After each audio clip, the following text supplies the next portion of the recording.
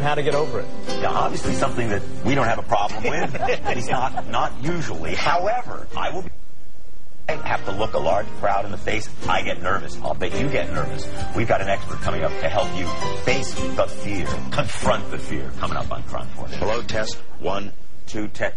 So, a lot of people start their speeches that way. Let's face it, folks. You just get nervous with all those people out there.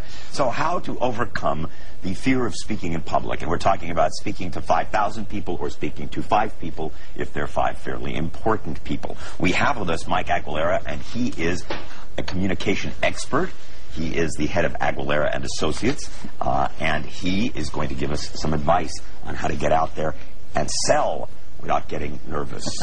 So just for starters, how do you get over the nerves before you get up there and start talking?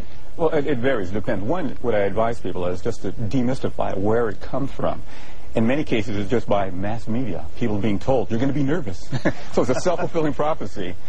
In some cases, it's a bad experience that they've either experienced in childhood, in school, being ridiculed in front of class, or watching somebody.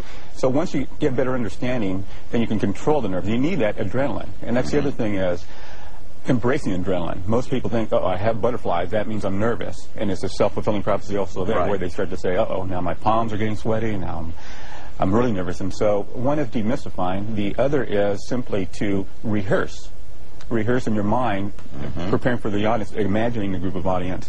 And the reason a lot of people get the adrenaline rush is simply because it's a natural reaction for the body to say, I need more energy, there's more eyes, there's more people around me. And well, excuse me, but a lot of people, the adrenaline is a fight or flight thing, right, where you're debating whether to fight the audience or just run away.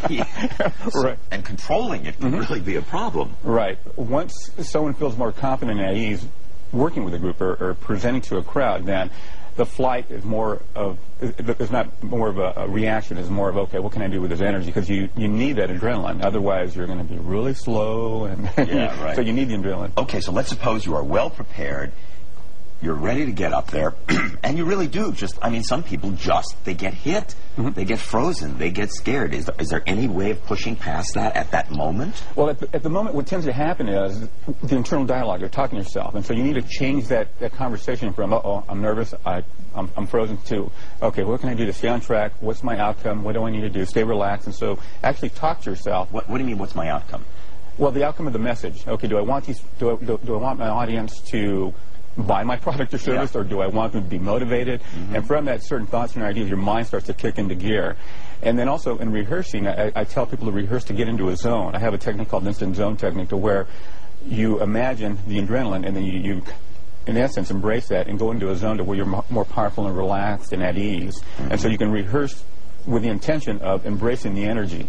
And then if you're at that moment and you get that fight or flight or that those bad messages, and you pay attention to those and just change them quickly at the moment. And mobilize them in effect. Right. Okay. So, and actually, I got to tell you, just personally, preparation is everything. If you know your message cold, you're not going to be as scared. Right.